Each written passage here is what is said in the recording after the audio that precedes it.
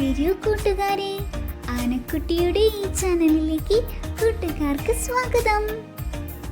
ഒരു മഴയനുഭവം എഴുതാം. ഞാനും മഴയും.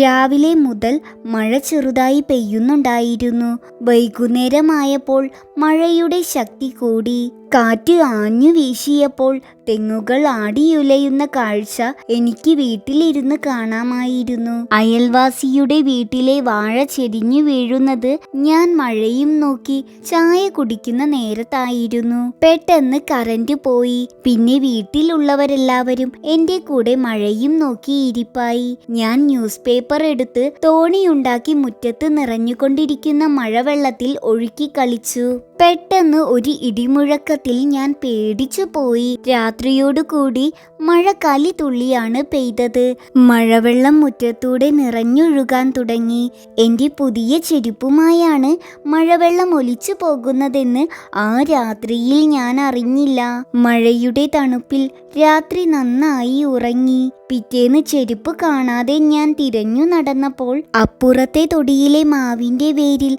എന്റെ ചെരുപ്പ് കുടുങ്ങിക്കിടക്കുന്നത് കണ്ടു. ആ സംഭവത്തോടെ മഴ എന്ന് കേൾക്കുമ്പോൾ എനിക്ക് മഴയുടെ ഈ കുസൃതിയാണ് ഓർമ്മ വരിക.